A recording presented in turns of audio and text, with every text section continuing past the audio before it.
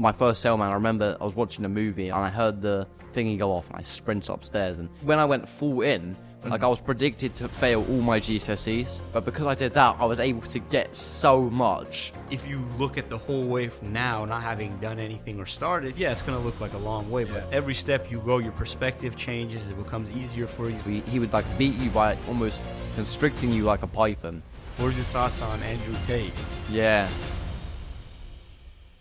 All right, welcome back, everybody, to the channel. Today I have a special guest here for an interesting conversation for you guys. A renowned chess player, chess coach. Some of you may know him from YouTube. If not, you'll become familiar with him today. OttoMeister, welcome on. Thank you, Anush, for having me. That's a great intro. It's great, man. It's good to be here. It's first podcast. I'm really excited. Yeah, so this is our first time meeting officially. We're here in London. So, Otto, can you tell us a little bit maybe who you are for those who might not know you from the YouTube? So I've got the YouTube channel at 15,000 subscribers. Yeah, I've got that one. I'm also doing lots of chess coaching. Also I kind of just stand for, trying things, trying to be the best version of yourself. I'm not going to say like fully self-improvement. It's just, I would just say, more just trying to improve my own life as much as I can in every single kind of realm. So whether that's physically, big into martial arts, and also with the chess, it's like the chess is a big part as well because, obviously chess, you could say that it just resembles life. Yeah. So yeah, man. So you would say you're someone who values being well-rounded though? Cause when a lot of people hear chess or, someone who's really good at chess, they might think of a nerd or a geek, right? But that's not what you're about. Yeah, well, I think, there is a big stereotype that, if you do play chess, you are a bit of a nerd. Although I do think it's kind of been broken a bit, especially with, probably due to the, rise of the Queen's Gambit. I think lots of people, I think there's also this guys on YouTube called the Chess Bras. They did kind of break the stereotype quite a bit. I'm trying to, even with my channel, show that, you can play chess. Well, I think probably Andrew Tate's probably done it really well with breaking the stereotype. You're saying like, okay, well, chess is just like kickboxing. Yeah. It's like, so I don't think chess players, obviously, that you probably find a fair bit of nerds playing chess. Like, you're going to find a bit more nerds playing chess than you would to say maybe like basketball, or like NFL or whatever. But I do think there's lots of chess players who the other stuff as well. So I mean, even at my chess club, I haven't been in a while, but most of the guys there, you would have really never suspected them playing chess. But you do get the odd guy who's like, he is a bit weird that, they're like, they've got something wrong with them. Yeah, definitely. I mean, I think it does attract high IQ, also a little bit alternative type crowd, you could say. But that's interesting you mentioned Queen's Gambit. It's funny because anyone I talk to, when they tell them I play chess or I like chess, they're like, have you watched Queen's Gambit? And I'm like, no, I've heard a lot about it. Everyone tells me, but I mean, I'm not really into watching shows and stuff like that. I'm playing the game. I don't watch some story. So the name OttoMeister, is that your real name or is it not? If it is, where does it come from? So my first name is Otto. Okay. And then the Meister was something my dad gave me, although I've kind of spelt it wrong. I've spelt it in so many wrong ways, but I just know it's pronounced OttoMeister. He gave it to me whenever I'd play chess. It was like my first original chess.com name. It was like, he just gave that to me. So, and then I kind of just stuck with it. I think I almost changed it for a day and I just changed it back. I thought it just sticks. I thought it sounded a bit weird at first, but it's probably not that bad. I'll keep it. So you were telling us a little bit about like what you do. Is YouTube kind of the main thing you're doing right now, the chess content and that kind of stuff for those who may not be familiar? Yeah, it was interesting you say that because obviously, I've got the YouTube channel, and the YouTube channel, for it to be successful, it does require a lot of work for when I was really, when my channel was really doing its best, it was like 6 hour day. Probably, I never counted the hours though. So I feel like now when I'm counting the hours, when I'm focusing more on the hours, more failures come. So more failures come when I just strictly just do work related to hours. But back then, maybe like 3 months ago, when the channel was at its like peak, it was definitely like there's no hours. It was just from I would probably start about after dinner, which probably defies like all the rules of productivity. Yeah. Then I would end at 2 or 3 o'clock and then go to school, wake up at 8. So like my sleep suffered. But I also kind of knew it was right, because I knew in order to be successful, you have to sacrifice something. Yeah. So it always made sense to me. I was always like, when my channel was doing really well, and still growing and, working on other things. But I always knew it would come because, I know I'm sacrificing things. Yeah. Yeah, man, that's really how it is. Something has to be often traded, especially in the beginning stages. Yeah, right? yeah. You've got to trade something 100%, and that's something I'm just kind of focusing on now as I'm getting to the next stage. Because I've got to think about it long term. It's like, I don't want to discuss the current problems I'm having. I'd rather just weather them and then come back on something else and just show them with my results. Yeah. So yeah, I would say that. Yeah, definitely important, especially with the YouTube thing, right? Everything's constantly evolving, so you're constantly growing, changing, making minor changes. So you might look back a week, a month, and be like, things are constantly super different than they were just a little bit in the past. So yeah, sounds good, man. Maybe we could go back a little bit, tell us a little bit of your life story. Yeah. A little background on Otto. So let's just start with like the beginning. Where were you born? How did you grow up? Where are you from? All that kind of stuff. So yeah, the funny thing is that a lot of the people on the podcast, they would still say their upbringing was now. So I'm definitely still in. I do think one day, hopefully, I do believe that one day I will write an autobiography, but because I've accomplished like something big, it's just like a belief thing. It's like I just know I will. So if I would say like right now, I'm probably not even past chapter 5 of my life out of a 100 chapter book. Yeah. So I can look back on this and be like, okay, I'll know, I'll write the chapters better. Yeah. So I, born in London, but then I moved to Australia when I was 4. Nice. So then because when I moved to Australia, I lived there for about 7 years, and it did have a massive impact on the way I thought. You know how, people just you've got like those beliefs that you just don't question. It's just how it is, right? Yeah. So, you've probably got your own set of beliefs that that's all you've known. So for me, when I was in Australia, I just developed those kind of hardcore beliefs of how life is. And then when I moved back to England, when I was, back to England when I was about 12, it's like, it was weird. So yeah, it was a bit weird. For sure, right? Pardon? A perspective shift. Yeah, it was a massive perspective shift. And yeah, the culture's very different in Australia. Yeah. It's 100% different. So I always had lots of friends in Australia. Like, it was really, like, life was really, really good. And the way people act is just slightly different. It's a slightly different culture. Definitely. It's a lot more laid back in Australia. It's just because, it's way hotter. England can be seen. England's quite miserable in a way. So that's the one thing, especially from coming from America. One thing is like, I think whenever like if someone British goes overseas, it's always a real holiday, because the Brits are really miserable a lot of the time. Not all of the time, obviously. Like you've got to speak to people in England first. Like no one's ever going to come up to you and ask you how your day was.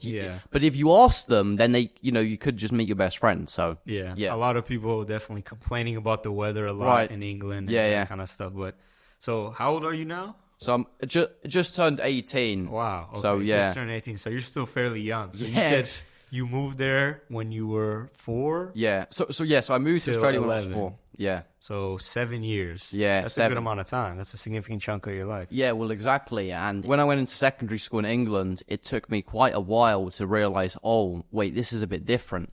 Because, you know, my school days in Australia were just so fun. It's like, it was so fun. And then come to England, it was like, okay, new challenges. It was a lot harder.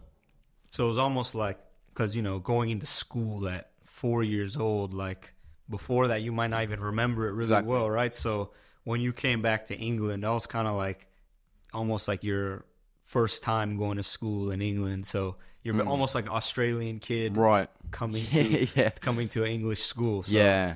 What was that like? Do you remember what grade it was that you? Yeah. It was a bit through year 7, but it's weird because it was only like 3 years ago. So I still see everyone from my secondary school all the time. Yeah, and I can speak about that later. So when I first came to secondary school, I was thinking about this the other day, and it's because I'd always had so many friends, always been quite popular. It's like I always just expected that to be the same. So I was extremely popular the first couple months, but I was like almost too well liked and too popular that I became really arrogant and cocky. Like super. But because if the same thing happens now, like I obviously know that, you know, I have to kind of, I wouldn't do it, you know, because I just learned the hard way, like the real hard way. When you're a kid, that stuff happens, right? Right, exactly. So it's like I was 12 years old, didn't really know any better. So although secondary school, you know, like I wasn't really that popular. It's like I kind of dug my own hole, but you know, I can't really blame myself, and I'm also grateful for it because it's like those kind of struggles of, you know, not being that popular. It's not really even about that. It's just like, secondary school, you know, it was really small. So that was like a big thing. If you're going through secondary school and physically, I was like a real late bloomer as well. Yeah. So that was like a big one. Like I still had like a really squeaky voice until really to the last year. Oh, yeah. So usually in that stage, that's one of like the biggest factors in your life. Yeah, so I didn't really hit puberty till very late, which, you know, how can you know, it's hard then because you kind of just, through the kind of natural school selection, you kind of just fall to the very bottom of the food chain. I don't really know how to put it otherwise, but I do look at that and I do think why I didn't really develop late. I'm trying to think if it's like estrogenics, if like, you know, I'm trying to think like, was it I definitely think it was a combination of the food I'm eating. But it's really funny because I was never allowed like my Xbox. It was Xbox. I had a horrible video game addiction. I think we all did in this generation. That was a common thing. So, but I was never allowed to like let my addiction kind of, you know, but in that way, because I was never allowed to go on my Xbox, it always made my desire to go on my Xbox 1 million times stronger. Yeah. So on the weekends, I'd play like 9 hours a day and waste the whole day. When I had lots of potential, I was really good at football. Like really good. I still play, but you know, I'm pretty bad. I'm not that good now, but I can still kind of hold my own. But you know, like nothing like not where I need to be right now if I wanted to become pro. Yeah. Or even really semi-pro.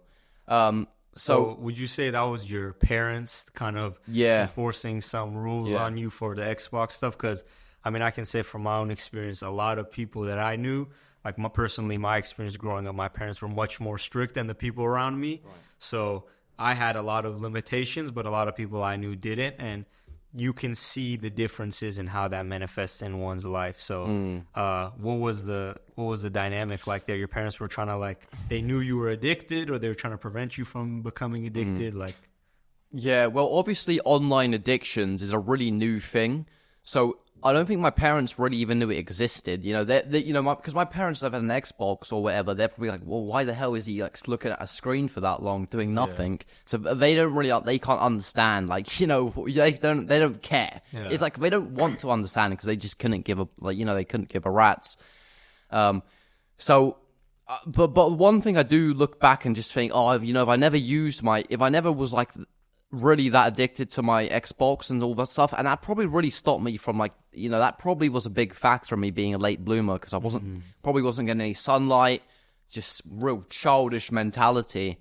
But But the thing is, I wasn't allowed it on the weekends. I would kind of like that whole desire for me to go on it would all come out. So my parents were just so close from stopping me to kind of killing that addiction. Yeah. But everyone around me, playing FIFA. But if I had never been really allowed on the weekends, then I definitely think, my football ability, physically, I probably would have been like, oh, well, I've got to do stuff in the real world. So I probably would have, it would have just made going through school 100 times easier. Yeah, I hear you. But I would say interesting because I had a similar experience where I was not allowed video games in the weekend. Right. But like you said, when it's isolated to either weekends or whatever the time might be, you have that urge nonetheless, right? Because you're still a kid. That discipline is still being instilled in you. Right. So I can say for me personally, every opportunity I could, I would just try to sneak it, or on a school day, on a school night, and then once you get the chance, you just go crazy. Right. Yeah, and the thing is, because this is where the crazy stuff comes in. So I would have to wake up about 4:30, 5 o'clock every morning to go watch TV, because that's the only time I could watch a movie. Yeah. would be at 4:30. So I was always handicapping my sleep by about 3 hours. Yeah, that's super early. Right, so if you times... As a kid. Exactly. If you times 3 by 5, that's 15 hours a week I'm getting not of sleep. So that's 15 hours, and, times that by 52, it's like... You're building a major deficit. And it times up by the years of school. I lost about 10,000 hours of sleep compared to a normal person, which probably was a reason I probably didn't develop till very late. So, that's where I would completely pinpoint. So it's all it was technically all stems back from me. Yeah. But it's just, and that also makes it just, harder, just day-to-day life. Yeah. So, That's funny you said you used to wake up. That's super early. Yeah, man. 4:30. I would wake up 4:30 to watch a movie. That's nuts. Yeah. I used to also wake up early. It was interesting because at that time in my house I had like this downstairs. Right. Yeah. I don't know. Some of the people watching now, they might not relate to this because this, I think, probably early 2000s and stuff. Early 2000s. Go away, but I used to have a box Sony TV, the old ones. And had an Xbox plugged in with the cables around the back. Yeah. And I had this big sofa chair, and I would go not as early as you, maybe 7:30 a.m. Everyone's still asleep, just the quiet environment, and I just get to play video games. Right. That was like heaven for me. Yeah. And I would literally have snacks, and I would stuff them on the sides of the sofa chairs. I have like Oreos in there, all this junky stuff. So I would just come down, play my games, have my snacks there, quiet, and just get in the zone probably for at least a couple hours. But that was still only on the weekends. Yeah. So I think that distinction between having isolated times, weekends, weekdays, and, it teaches you the thing that I think both of us would agree is important now as an adult as well, is having work time and, other time, maybe relaxing. Or 100%. I don't know if you could class video games as relaxing, but, your enjoyment time. Yeah. School days, most of the day you're at school, you come home, by the time you change your clothes, have a snack, wash your hands, it's already the evening. So if you're indulging in video games, minimum 1 hour, 2 hours, it's going to bleed into a lot of your time. 100%. And I could never just play a video game for 1 hour. It was till I fall asleep.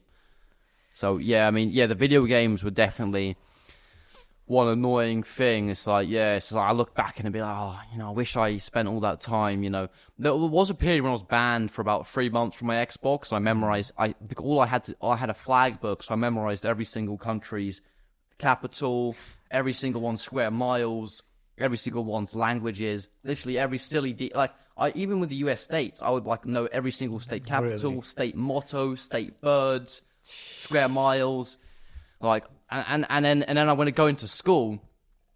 I'd go into school, and the people, if you're listening to it, who went to my school can confirm this. I'd go into school, and all I'd do was just test people on the capitals, just give myself that ability to kind of brag. And that was that was a big thing actually, because that was the first thing I've ever that was the first time in my life I've ever in school academically I've been ahead of people. It's I could just rattle all of those off, and that was through the Xbox ban. And then, I got it back about after 3 months. Was there a reason that you had the Xbox ban? Your parents just... Yeah, I think they were just fed up with me spending 10 hours a day on it. So it's just you got to get rid of it. But looking back, that was a massive blessing in disguise.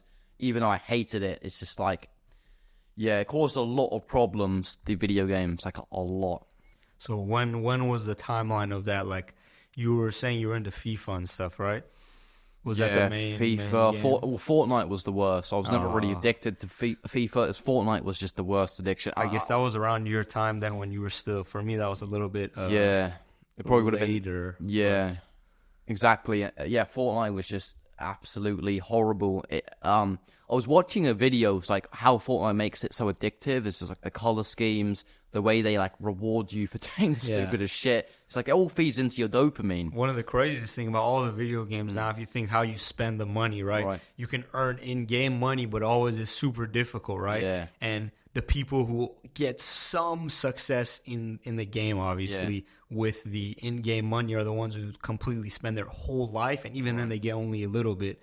But they encourage you that way to spend real money, and the way you spend it is basically gambling for children, right? FIFA, buying packs, buying tokens, Fortnite, buying skins and guns. You know, you have kids doing this all the time now. Kids going spending $20, $40, $50, $100 on their parents' credit card and buying just a skin in the game, which is just a visual simulation. That's really all. Yeah, 100%. Yeah, exactly. And I just realized, the FIFA packs are pretty much gambling. You know? And I wonder if it started any gambling addictions. For sure. I mean, I used to think about, you had to remember the marketplace? It was basically like eBay, right? Those were real marketplace. And when you consider that most people to have these types of players that are listed on the market, they're spending real money. It's basically like a real marketplace, online marketplace for just kids and young people. Yeah. So you were saying like the theme of kind of your secondary school time since you got back from Australia was largely video games and that kind of stuff, right? Yeah, it was. 100%. And it just didn't make a good mix at all. Yeah. So did you have any issues in school? Like, did you have an Australian accent at that point? What was it like kind of integrating with British school at that age? Because I think 11 here, you'd be in secondary school, right? Yeah, about 12. So it's a little bit. I mean, for kid age and school, that's pretty late down the line. Yeah, I don't really think me being Australian or having that accent really. I don't really think it dictated much of how my secondary school times were in related to like struggles. It was more just like more other things. It was more just like no drive. No drive, the video games, and it would have been just stuff like that. It would have been not eating right, not eating enough. So I don't think the Australian thing was never really a deal. It's a lot worse, I think, in England to be American. Yeah. Have an American accent and you're going to be butchered. I think we heard that story from Tate, right? Yeah. Mentioning his experience like that, getting bullied a lot and that kind of stuff. Oh, 100%. Yeah. Yeah, I mean, if you join a British school and you're American, that's going to probably be a lot of tough. You're going to get mocked a lot, yeah. Tough, yeah. But I don't think Australian was that bad. It was quite early anyway. So no, I don't think anyone really cared. But as American would have been bad. Yeah. So what was family life like growing up? Maybe tell a little bit about that before you went to Australia. Once you went to Australia, came back, kind of family structure. So I think, just pretty standard family. 5 people in it, two sisters, nice, 2 younger ones, and I mean, I got lots of holidays. It was pretty privileged. It was very privileged. I didn't really have like those kind of hard, like lots of people at my secondary. You know how you were telling me earlier, you had like the kind of hard times because of what happened like within your family. I never really had that. It was more just like, it was pretty smooth sailing. It was, so I didn't really have too many challenges there. So family life was always, it was quite enjoyable. It was good family dynamic, you would say. Yeah. Yeah, that's an interesting one because, a lot of people say like adversity and struggle builds character, right? But I think it's a fine line, especially in the youth years, because like a lot of issues people carry throughout their whole life and into their adult life often stem from childhood, right? 'Cause childhood, you're developing still, you're very impressionable, and a lot of the things that occur can actually have effects on you physiologically, right? Even you want to talk about like traumas and things like this. So there's a fine dynamic between level of struggle that's healthy, and then I think adversity a little bit later on is when it can be kind of impactful, but not have as much of a risk of those negative impacts. Because a lot of people, unfortunately, the things that happen to them in childhood, whether bad or extremely bad, get carried on with them. And if a lot of people, they might not even be aware, you know what I mean? It's something so ingrained and deep that they might not even be aware, and they're halfway through their life, live their whole life, and they're not even aware of it, let alone able to have the opportunity to address it directly and pay attention to it. So, yeah, 100%. I agree. Like lots of people, they would have like horrible things that happen to them in like their family life, but then, you know, they're also like, it would cause like, you know, addictions and all of that. So I 100% agree with you. It's like, it depends on like how you can handle it.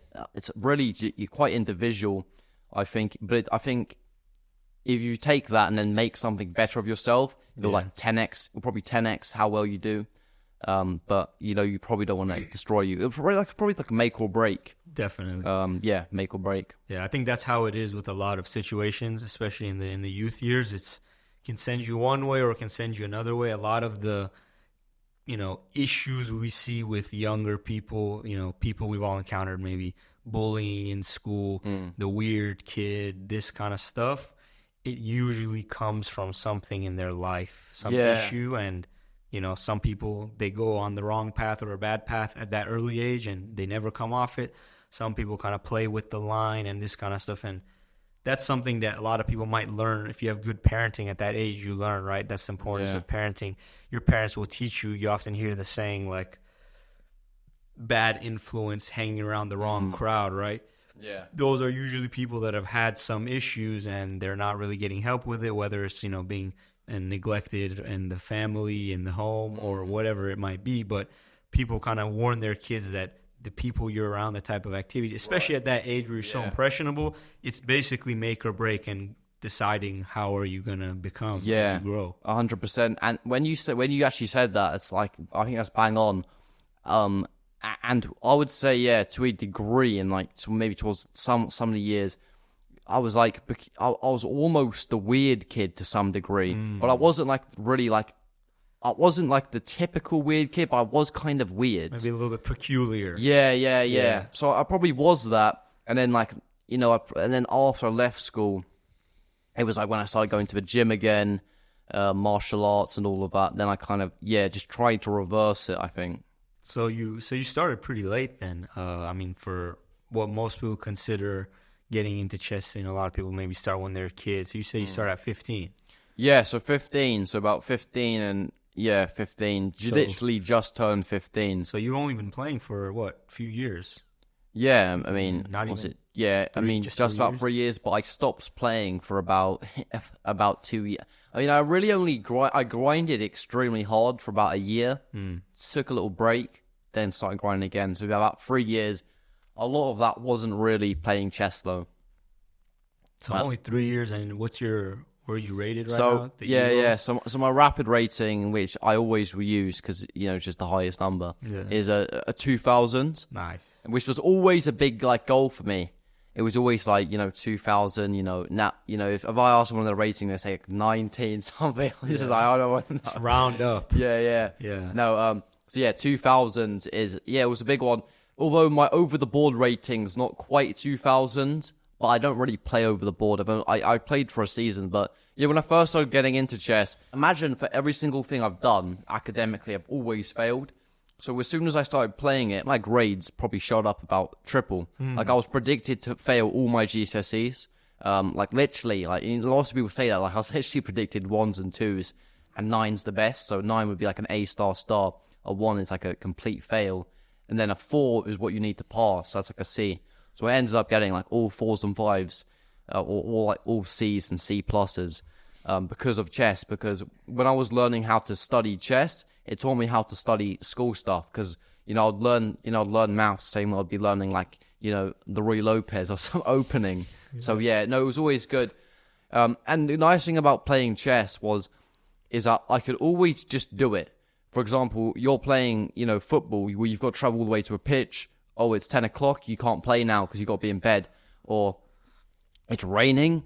Or whatever it is. There may be some like circumstance you can't train wherever you're training. Especially as like indoor, it's shut. It's like a martial arts gym. You can't do that. Especially as a kid, right? You have to spend a lot of money to do soccer, to do martial arts. It costs money. Usually people at that age, their parents are going to be paying for them. So depending on your parents, have to get rides there and forth. It's more time consuming in that sense, and you're not really independent, right? So that's kind of what you mean in the sense of chess. Right. You're a little bit independent.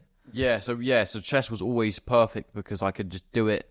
I was playing for about 9 hours a day. Whoa. But it was like I transferred my video game addiction to a chess addiction. So as soon as I started playing chess, I sold my Xbox in like the first month. I was like, I don't need this. I've got a new game that's way more rewarding.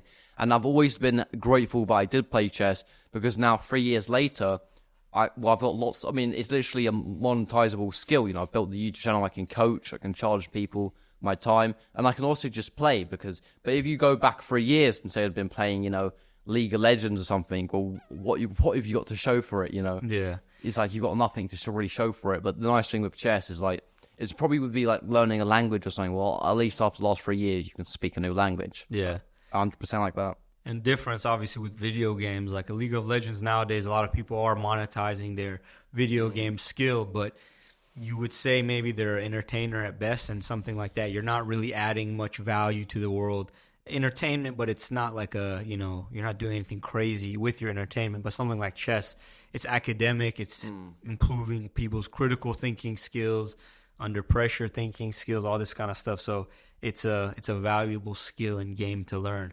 I mean, I think it's a beautiful thing that, like, in places like New York, I've heard, I haven't seen it, but, you have parks where people are playing chess. The hostels. I mean, at any age, someone, especially, retired, someone older, that's, like, one of the best things you do. You have a community. You're constantly meeting people, talking to people, socializing. It's something you can do every day. You just enjoy playing with your games, with your friends. You're getting outside, all this kind of stuff, so. 100%, yes. And when I joined a chess club, I was like, so when I started playing chess, about year 11, I ended up playing it because we're locked down. I only really went into school for year 11 for like 2 months. After that, I was always playing chess, and then I played for a lot. I got to like a really nice rating. Within the first year, I was about 1700, which is quite good, but I was playing lots of chess. And then I was like, oh, okay, cool. So I can actually do something with my life, whether that's get good at chess, because before it was all wasting time. I even, like I was telling you, I even smoked weed a couple times. But it was like I said, I went to hospital the first time I ever really got high. I don't know why they call it getting high. Like, I've always thought it's getting low. Yeah, I've always just thought of it as just like, is this high? Yes, then I went to hospital as well when the first time I smoked weed. I didn't think I was real. It was like a bad dream, but as you actually exist, it was the worst thing. So when you're grateful for a horrible dream, you wake up and you're just like it's almost just like relieved. This was like a nightmare, but it was a real nightmare. Yeah. So it's like you can't even make it up. It's like it was also pitch black. It was pitch black in an area I've never really been to. With fake, really just. Not good influences.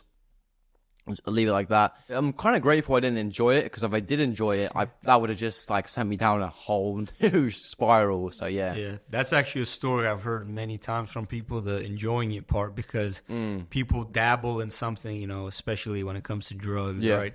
And if they continue doing it a few more times, they might have enjoyed it, right? But they just have a bad experience, and they're like, I'll just leave it at that, and they're really dodging a bullet. Yeah, exactly. So, I probably dodged a bullet with that one. So I played chess for about a whole year.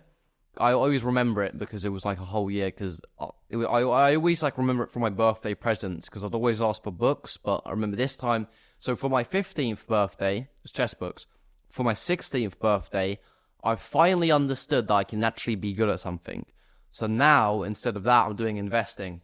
So I learned all about the stock market. You know, I read Warren Buffett. I read the most boring standard investing books. I'm not sure if you know too much about the stock market. I bet those were super boring. Yeah. The Intelligent Investor. I don't know that book, but I dabbled in stocks a little bit a while ago too. But yeah, I came to conclusion that it's pretty boring. I mean, I would say crypto is a little bit more of like interesting happening market. But yeah, when you understand the stock market, at least even to a basic degree, it's a little bit underwhelming. Right, yeah. Well, even my stocks, I was checking my stocks today. It was like, they're actually up quite nicely because my uncle...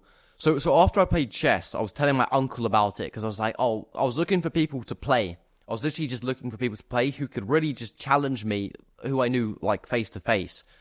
So I ended up messaging my uncle who lives in America. It's actually my great uncle. So he's about 75 years old. I messaged him and just asked him, and he ended up, because he's a big investor himself, I think he's like a multi-millionaire. Nice. And I ended up speaking to him, and then through me asking about chess, we started speaking about the stock market. I really enjoyed it at first. I was really interesting. He gave me some money. He gave me like $1,000 to go invest. I was checking in just like then. One of my stocks, Nvidia, did really well. I put like some ones in like, Alibaba, and I was like, I was loving that. So that was the new chess. Because now I'm doing the exact same thing I'm doing with chess, you know, like lots of hours, but I'm getting now, instead of just like a kind of chess return, I'm getting like a monetary return. Yeah. So, I was really interested in that. I never was interested in crypto because I was always like, oh, well, stocks are actually worth something at the end. You probably heard that argument. It's like, well, stocks are actually worth something. Tangible in the real. Yeah. Exactly, yeah. In which I still kind of believe. And then it was really the stock market for a long time, and then I realized, well, you know, I was literally reading companies' annual reports. Like, I would literally listen to their quarterly meetings. Like, no one, I know no one does that, because to do that, you actually need like people only expect like news companies to do it. So when I had to I remember I was listening to one of Meta's annual calls. To actually access it, you had to name what network you were with, what media network you were with to join it. And I was just like, I made one up. So BBC. Yeah. So I was listening. I was like really kind of going down that road, like the Warren Buffett investing. And then and then I started my own pet business. I was like selling dog leads. I got them from China. I got my uncle gave me $1,000. I put a $500 on my own money, 500 quid. So £500, I put nothing. I put all my entire net worth into it. And then when was that? That was like when I was about 16. Okay. So remember, 15 was chess, 16 was now like investing in business. So then I was getting some. I bought like 500. I imported about 500 dog leads, and I was just selling them on eBay, selling them to friends. And I sold like a lot. Like at one point, I was getting like 6 sales a day for like a whole month. Nice. But I was never really making any profit because the profit margins were so tight. I mean, because I have to order them from China and you have to get them quick. I mean, it was hard, but that taught me lots of lessons about kind of, you know, failure. And I'm not going to say success because, it just taught me the good lessons about failure, which you probably do need to, like, you know, excel in something. So that was a big turning point for me. So it sounds like largely you were kind of self-taught. You went to chess school, you said a little bit, right? But other than that, it was not like you had some mentor from a young age. Yeah, no, I always just learned through YouTube videos, through watching Twitch streams, which, you know, I'm fairly anti watching Twitch, you know, I mean, but I suppose with Twitch, the unique thing with chess is that because you could, when you watch video games, it's just a waste of time. But when you watch chess, you're live learning from someone who's you know, if you're watching Hikaru, he's, you know, second best in the world or something. You're like live hearing his thoughts. So that's actually useful. So the Twitch can be useful.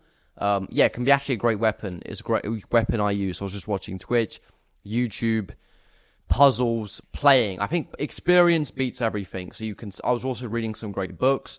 But experience mixed with those books is just a deadly cocktail. But experience is the most important thing playing those games. Yeah, absolutely. I mean, I did some chess when I was younger, chess school and whatnot. But then, you know, and a teenager fell off. And then just recently this year, maybe even just the past few months, I've been getting back into it. And yeah, I mean, I was on chess.com, got my rating from 0, so now almost like 800. Okay, still not great, but I mean, I guess for a few months and almost like good, reteaching myself the game, not terrible, 100%. Right?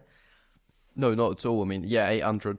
As soon as you break into that kind of like 4-digit, there we are. That's the then first you're established. Yeah.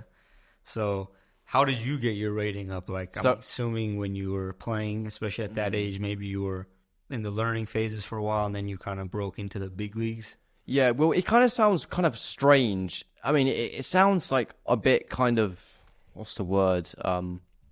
Cliche. Yeah. It sounds kind of cliche, but I was just so obsessed with chess that every single barrier I would just melt down because I was so obsessed. So if I was struggling with a problem I was facing, because I was literally having dreams about chess. I'm not joking. I'd be dreaming out chess moves, like everything, like a real game. It was more like nightmares because it was just painful. Yeah, so I was like dreaming about chess. I used to go to bed and I'd put on Russian classical music to sleep, like thinking I'd get like some Soviet chess powers. Yeah. I mean, I took the whole obsession. Like, if you try to learn language, like you fully immerse yourself with all of it. You move to France, or maybe if you're in the USA, you'll put French posters everywhere. You're only watching French YouTube videos. You're watching French TV with subtitles. It's like the same thing. I just did the same thing. I did full immersion. And when I went full in, even though every single thing in my life kind of fell apart, like my social life was non-existent, all my other things, my physical things were non-existent. But because I did that, I was able to get so much. So I think that's why, I was quite successful with getting good at chess, because I just went fully immersed. And then I kind of... But had I been semi-focused, I probably wouldn't be at the rating I am in maybe ever. Yeah. So what was like your rating timeline? Like, when did you break into your, say, 2000 now? When did you get into these high rankings? Right, yeah, so good question. So I started out March. It's all recorded on my chess.com account. I think it was about 9 months in from 0, and I went to about 1700 within 9 months. Whoa. Which is really good. It's all recorded on my account. And then I stopped playing for a year to do the investing. I came back because I'd failed. My dog lead business had failed. So, and then I came back and I was like, okay, we're going to get a YouTube channel. The funny thing is, the whole dog lead business was so I could afford a PC to start my YouTube channel. It was weird. So I always wanted to be like a streamer. So I started a business to fund that. So you already had the vision for starting a YouTube. When did that come about? Oh, so it started really when I started like my dog lead business, in which I did over, I think, 300 online sales within a year. But they weren't really profitable. But I still was... I mean, I remember my first sales. I will never forget my first ever sale, because on eBay, there's like a cha-ching sound. Yeah. I remember that. But I remember the movie. I remember where I was. My first sale ever. Like, I don't think there's a feeling like that. Your first sale, or... Yeah, man. You probably got the same thing. You probably got like your first... It's always the first and the second. It sticks with you. Yeah. My first sale, man, I remember I was watching a movie. I remember the exact movie. It was like this... It was this one based in Iraq. It was like some special forces one. I heard the thingy go off, and I sprinted upstairs. And my mum had actually convinced her friend to buy one of my things. So yeah, it was like, it wasn't really a proper sale, but it got the ball rolling. Yeah, momentum. Yeah. So when you started your YouTube channel, that was inspired kind of by like the people you were watching on, at the time, Twitch, YouTube, and whatnot, or was it kind of just a naturally occurring idea for you that like, okay, this business didn't work. I know I like playing chess. How can I turn this into something more? Good question. So it was, I kind of always had the vision for it. And I thought I was going to be just a Twitch streamer. So my first 100 videos, everyone likes to speak about the first 100 videos. And, we were speaking about earlier, should you put effort into it? And, I like your take. You should put effort into them instead of, but obviously you are learning how to speak. So my first video ever, I didn't even show my face. I just had the voice, and I was so nervous. I think I was actually quaking. like I was so nervous, man, for my first video. My first YouTube video was one of probably the hardest things I've ever done. Just pulling that trigger and getting it going. Yeah, pulling that trigger. As a result of me really just focusing on the chess, the stocks, because I went completely deep, I didn't have any friends. I kind of adopted this kind of lone wolf mindset, which lone wolves die, they don't exist, you know, in which I think it's like, it kind of used to be popular, but now it's kind of all been like, well, why would you? It sucks being a lone wolf anyway. Yeah, no, like it's the not worst. A natural for humans. We're supposed to be in communities and strong connections. I mean, it sucks. And also, if you want to excel, you will learn 100 times more just from other people. So and then with I was saying, so with the YouTube channel, when I started it, I had like crippling social anxiety. So I'm in college now. I'm in like my first year. But like this horrible social anxiety. I do think self-diagnosing yourself as social anxiety is not advantageous. No, I agree. It's like what Andrew Tate says about like depression. It's like I could never get social anxiety myself because I just don't believe in it. That's how I kind of got rid of it. I just stopped believing in it. You know, I would literally like speak to people about it. I'll be like tell them what this is, because then you kind of take power away from it. So that was a big one. So when I got over that, that was like a new life. So yeah, that was a big one. I even got through that with, I think that was a massive turning point. It was like through the chess, meeting people. I even got a job with it. I was like, got a job. I was on the counter. It was like I forced to speak to like 100, like maybe 1,000 people a day. That, I mean, you want to get rid of that, you just get a job, speak to 1,000 people. Force yourself into it. And that's out the door. Yeah. So yeah. Yeah, I mean, social anxiety, like you were saying, something that probably a lot of people at early age deal with. A lot of teens. Yeah, a lot of issues come when you start labeling yourself as something. But especially being a chess player, I'm like, chess can be, I mean, it can be almost like a sport, right? If you're going to tournaments, if you're traveling around, but it naturally can also be like, in your experience, how you were learning on your own. It can be a kind of more isolating thing, right? Yeah. Because you're just reading books, you're in your room, you're on your computer, that kind of stuff. And then, you know, it's not the most common hobby, so it's not like every other person in school you can talk to them about chess. Exactly. People probably will look at you like, oh, this guy's a geek. Yeah, exactly. I mean, but now everyone I speak to plays chess. It's funny. As soon as I don't need people to play chess, as soon as they're everywhere. Yeah. So even you know you're playing chess. It's like if when I knew someone in the real world was playing chess, I was so excited. Yeah. I was like, yes, I can play them. Well, I do think as well, it's like when I just accomplished more things, like I got a job. When I got a job, I got the YouTube channel. I also got getting in good shape, but I also think learning how to fight is the best way to get rid of it's probably just experience. I think social anxiety is probably just it's a survival mechanism. So. Yeah, it's all bit by bit, right? Shout out to First Man for his concept of points on the board, and I think Jordan Peterson has also mentioned low hanging fruit, right? When you're young, you're still gaining momentum. A lot of people, maybe they'll struggle with confidence too, right? So it's like every little bit you do is building. It's like the ball is 100%. Getting more and more big and rolling with more weight down the hill. Yeah. So bit by bit, every little action is taking a step forward. So you get the job, you do this, and just step by step you're growing. And I think a lot of people even are kind of missing this understanding, even in adult life, that people look at the macro and they're like, oh, it's so far. It's like, well, just look at your next couple steps. Take the first step. Start small. And if you look at the whole way from now, not having done anything or started, it's going to look like a long way. But every step you go, your perspective changes. It becomes easier for you and all this kind of stuff. So it's good to be an action taker, especially at that age. Because, a lot of people probably struggled with similar issues to you. Yeah. And they didn't take that action. They didn't get that job, and they stuck with that into their later years. Well, well, the thing is, it's like, because I've got probably, groups that are fairly older than me, and not massive, but because, they're kind of on the same thing as me, kind of same goals, just all of that. I know people I went to school with now, and, they were maybe like a slightly weird kid like me. But I was never like the typical weird kid. I was like, I was kind of friends with the popular people. I was still a bit weird though, because, of other stuff, the video games, no sleep, like I said. I know guys now who have the exact same thing as me, but they've never really done anything. I'm very grateful that I decided to do something about it. So I feel for the guys who just haven't done anything. Like, they're really stuffed. Yeah. So I mean, you can go through secondary school, and you can't really complain about what happens to you. that it's just like, okay, what do you do next? And I'm just literally, you know, maybe like 2 chapters after my secondary school. Remember, I'm thinking like 100-page book, 100-chapter book.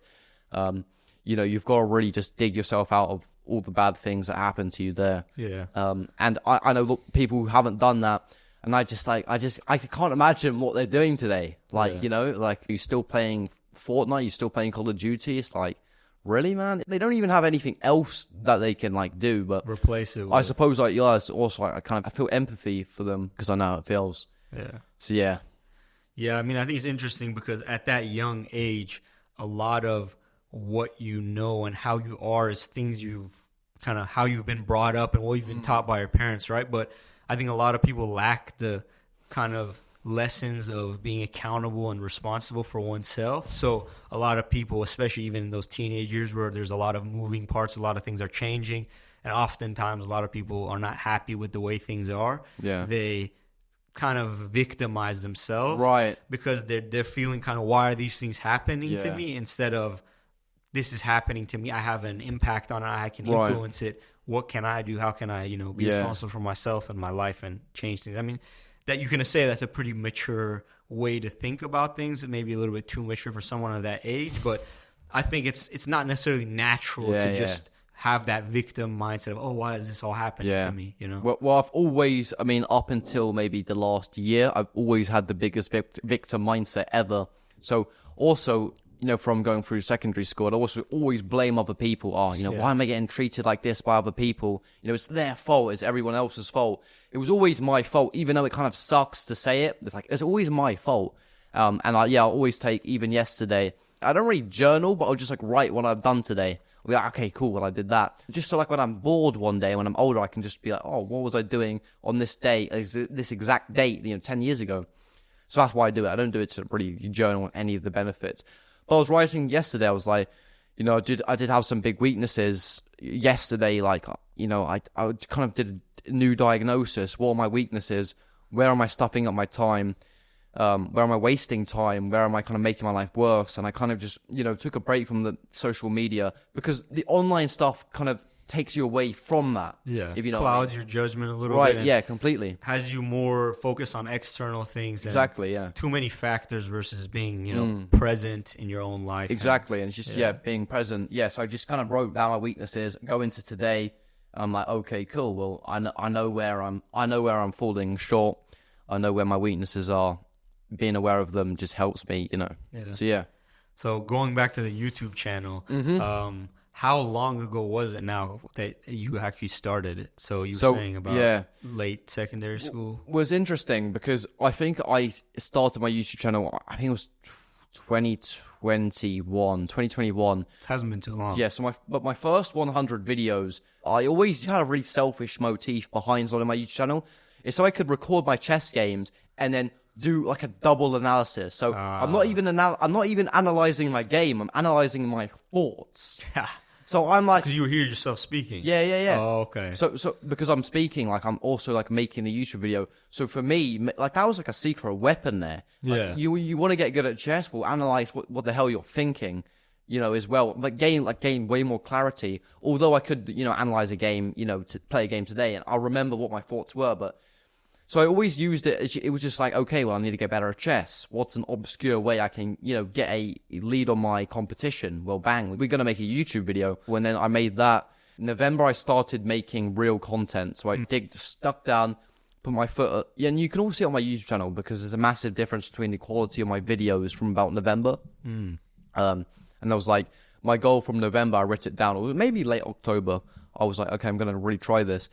My goal was 300 subscribers, and by the end of the year, I ended up getting 1,000. But it was like 6-hour grind, 7-hour grinds. I never ever told myself I'm going to work 7 hours. Always, you're going to make a video, and make a video, and it was video a day. I tried to, but if I wasn't making a video a day, it was because like I was playing chess till like 11 o'clock, like going like traveling. Like I wasn't in my room. It was like I'm traveling. I'm playing because I did play for like a team. Yeah.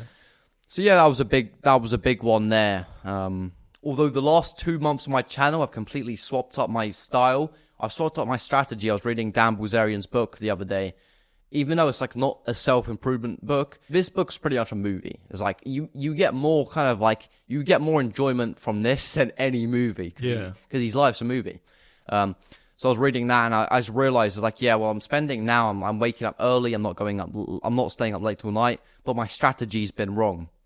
So even though I'm working just as hard, my strategy's been wrong. And before I had the right strategy, and it's all about changing the strategy and all of that stuff. So would you say you had any chess inspirations along your journey, or, anyone who was your favorite player kind of inspired you? Yeah, I think Anatoly Karpov. Like I said, I've never really looked at many of his games. I've always liked the fact that he kind of positionally outmaneuvered his opponents. Just every single move was just slightly better. So he would like beat you by almost constricting you like a python. I've just always liked that, and like I said, the way you can tell a lot about someone by the way they play chess. For me, that's just also, I'll probably carry that over into life strategy. Just constricting my opponent in whatever that is. Sometimes in jiu-jitsu that's literally. So yeah, I'll say yeah. So Anatoly Karpov would be probably the guy I'll probably have the biggest influence. Mm-hmm. So now you're 18. It's just at the start of becoming a young man. Mm-hmm. You've have experience in a good amount of things, some important areas that you're working on. Sounds like making good progress, and you're definitely on the self-improvement arc, constantly refining and working on yourself, reanalyzing. So that's good, man. I guess a question would be, what does your YouTube bio, I read you said you want to conquer all realms of human life. What does that mean to you, and what does that look like realistically? Yeah, so for me, that would probably be just like, so socially, having lots of social interactions, having, close friends, like real friends.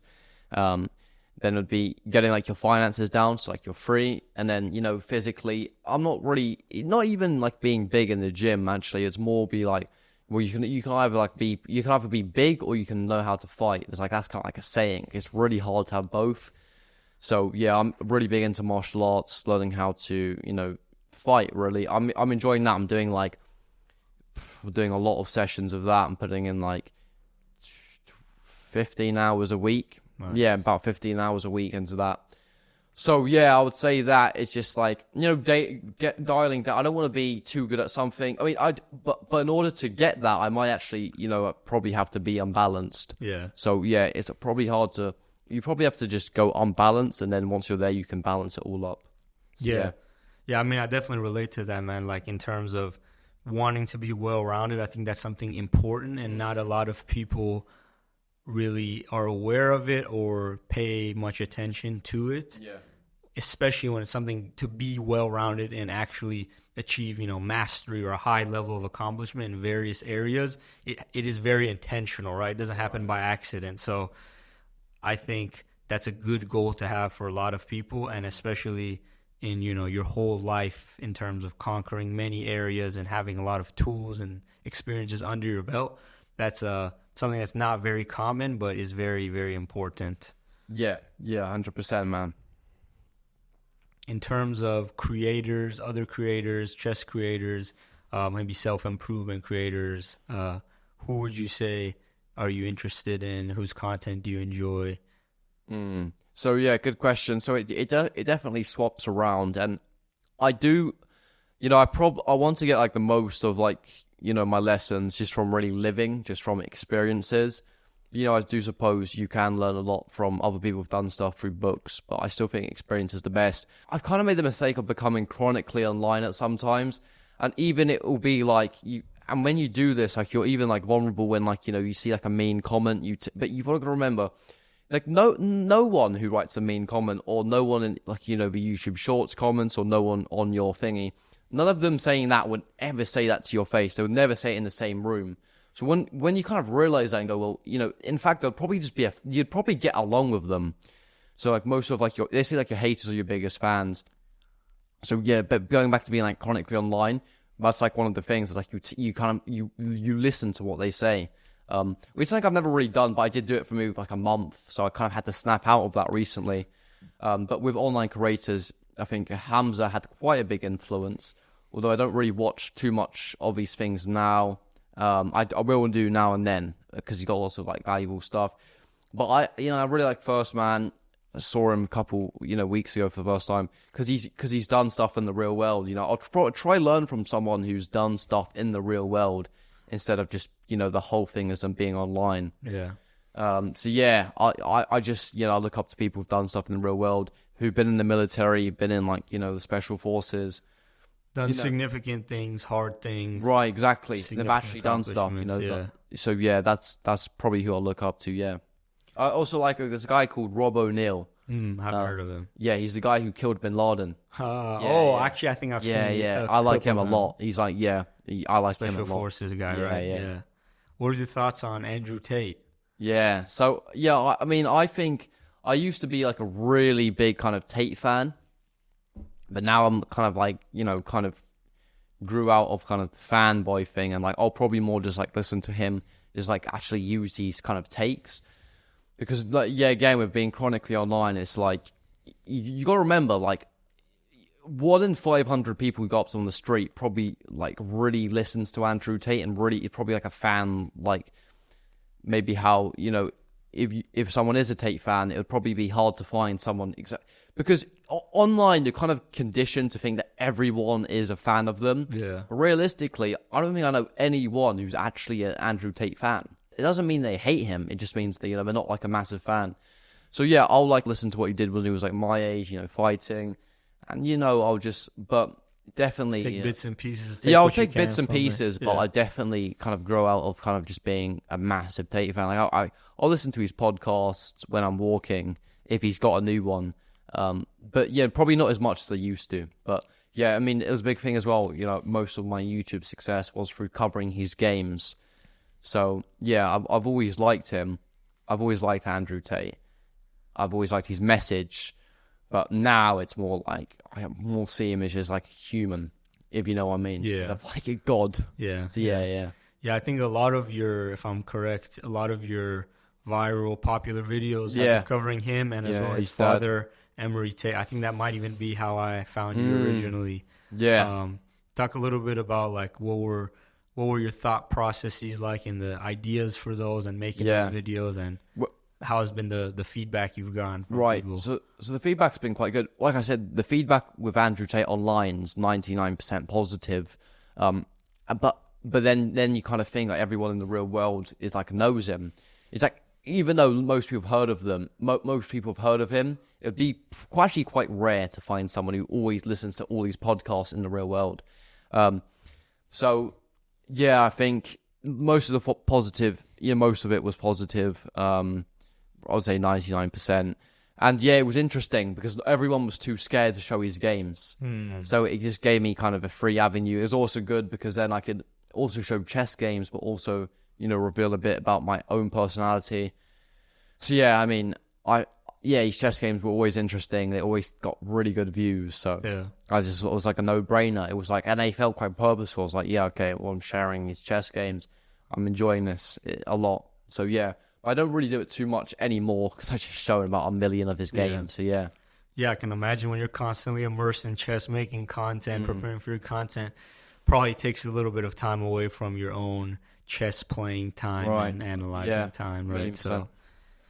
So man, it was great talking to you. I guess we can start to wrap it up now. Where is OttoMeister headed in the future? Where is he in the next, year, 5 years, 10 years?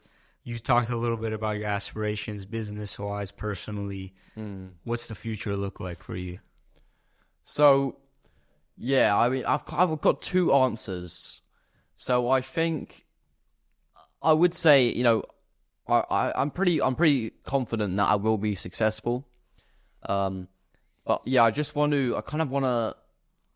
think just staying on the right path, keep on doing this, keep on doing the business, learning things from business, doing things in the real world, just learning lessons the hard way.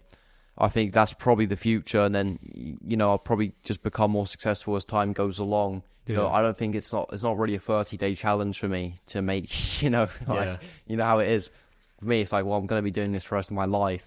So, I better spend every single day trying to get those stories, get those hardships, especially because I'm young. So, I think for the next couple of years, it'll probably be hard times.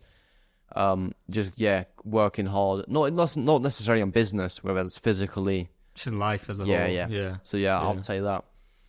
Sounds good, man. Yeah, I mean, I think we both know this, that success largely comes from doing the right things, but it's on a consistent basis with persistence. Right. Consistency, you have to be persistent, and you just do those right things on a long enough time frame. And, I think it was Hamza who said this, that, maybe he was speaking about YouTube success, but it's often exponential, right? Yeah. And, First Man has talked about this too, where people might see your success and be like, whoa, that was overnight, but it's a compounding effect. It's points on the board, and it's the things you've been doing over time, building up, and then it might take off all at once and things might really switch. But it's all about doing the right thing, staying focused, staying on the right path, and it sounds like you're doing that.